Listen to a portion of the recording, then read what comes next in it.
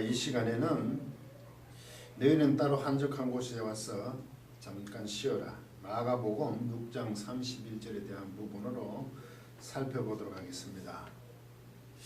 원문을 직역해 보면 그분은 그들에게 말씀하십니다. 너희 자신들은 자기 자신을 따라 황폐한 장소 안으로 오라. 그리고 너희는 잠깐이라고 돼요. 잠시 너희 자신을 위하여 거치게 하라.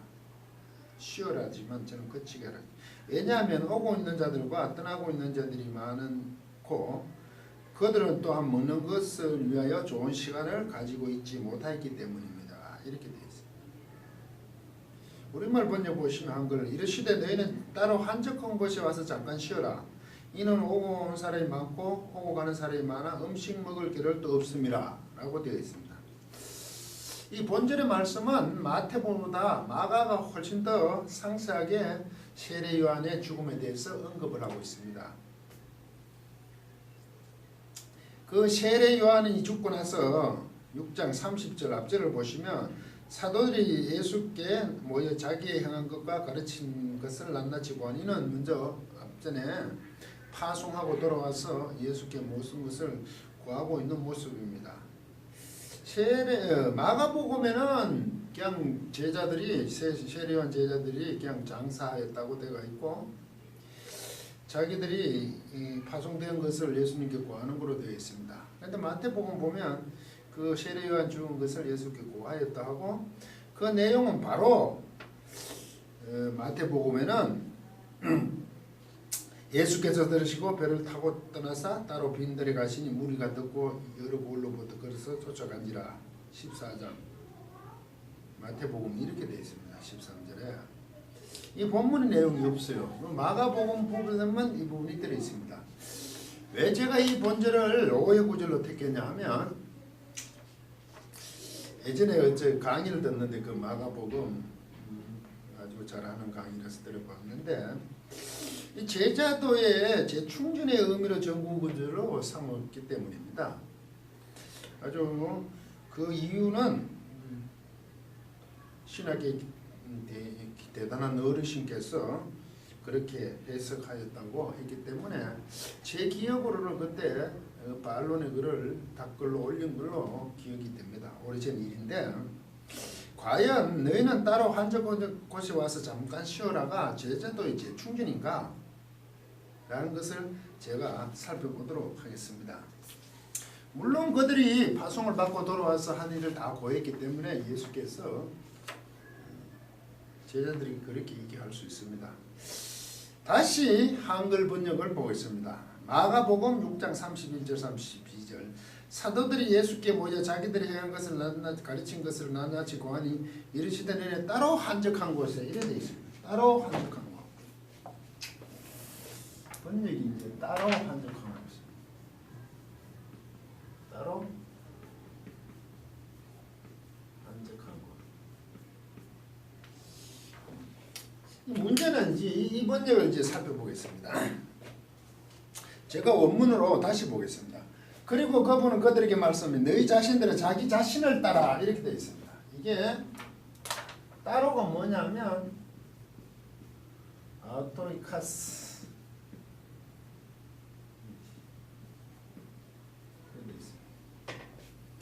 이거 자신이고 이것도 자신을 따라합니다. 이거 자기 자신을 따라겠죠. 이게 따로로 번역됐단 말이죠. 자기 자신을 따라하니까 따로 자기 자신을 위한 내용이겠죠. 한적한 것이 원문에는 어떻게 됐냐면 한적한 것을 에이스 에레몬 토포님 이 에레모스로 이거 광야란 거 아십니까? 황야 항구항구 에이스는 안으로니까 안으로 에이스 황야한 장소거든. 장소 토폰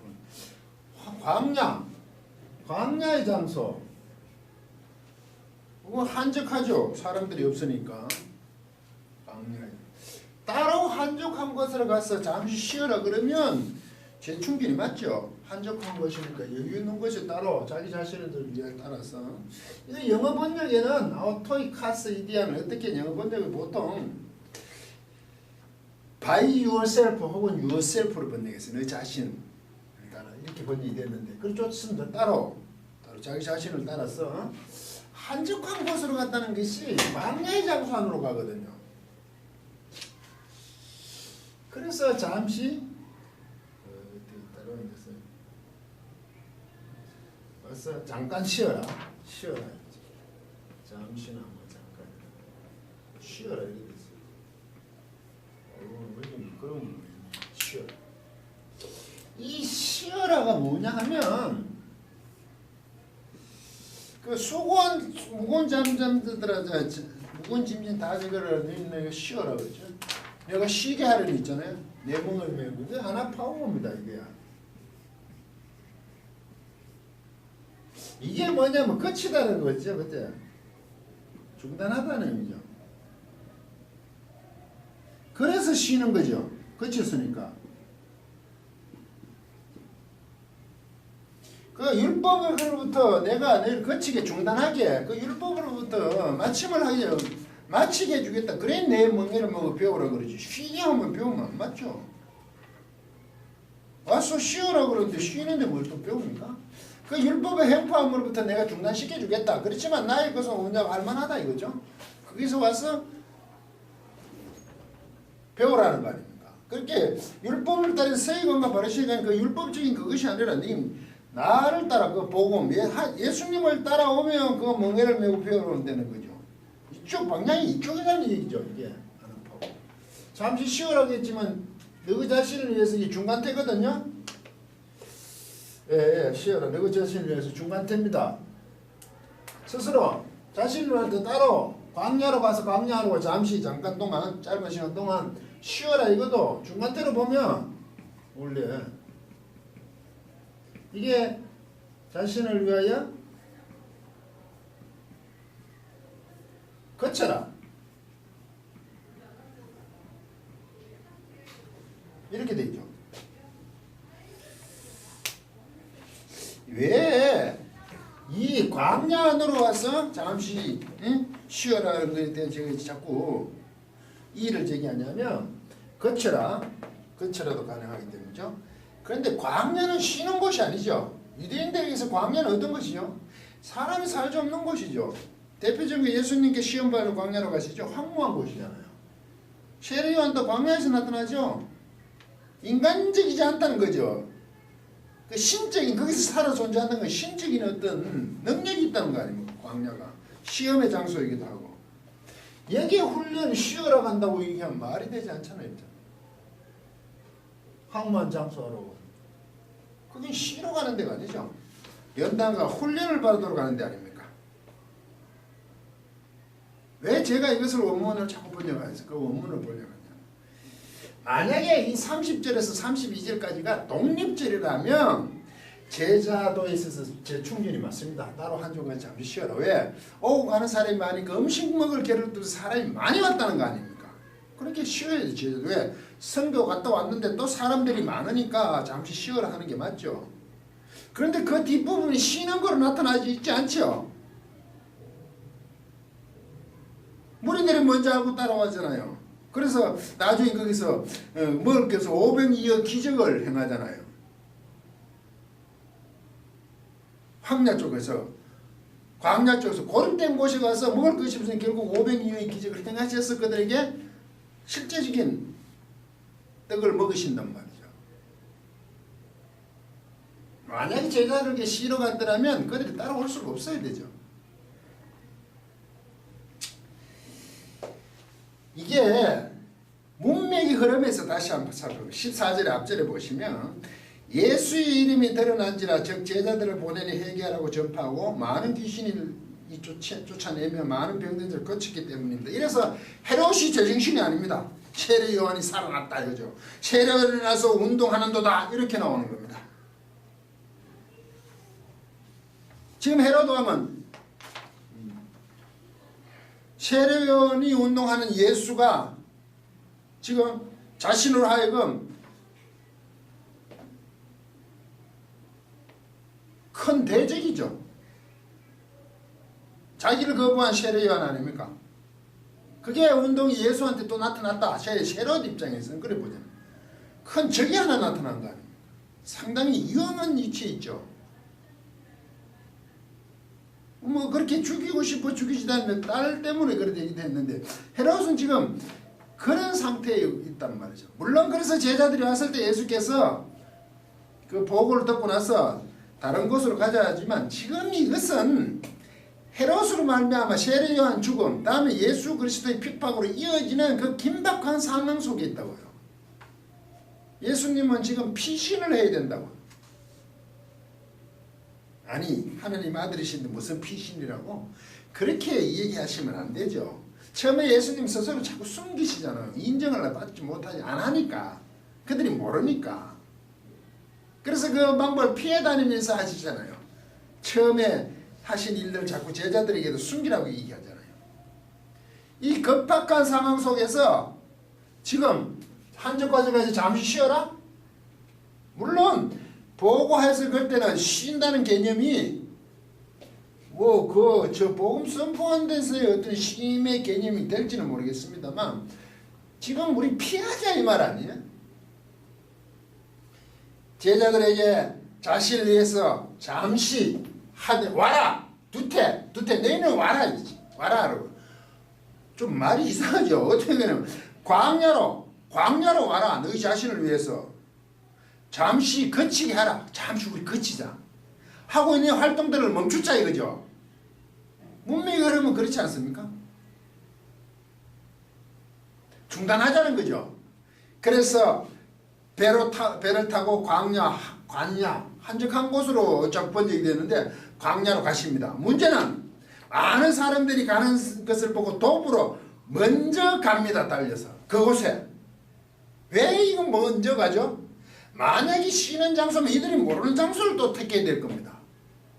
그런데 먼저 그곳에 도착했다는 거죠. 배를 타고 온데 주위에 사람 많은 무리들은 막 도보로 달려서 막 뛰어가 먼저 왔다 이 말이죠. 지금 이런 상황이잖아요. 이 무엇을 얘기하고 있습니까? 제자들로 하여금 잠시 멈췄다는 그 얘기에 헤롯이 무슨 죄를 해도 그 상황이 있어도 무리들은 예수 그리스도를 쫓아왔다는 얘기 아닙니까? 그게 방해가 되지 않았다는 거 아닙니까? 물론 예수님께서도 세례 요한의 죽으심을 보고 지금 피신하고 있는 상황이지만 무리들이 쫓아오는 것을 막을 수는 없었더라.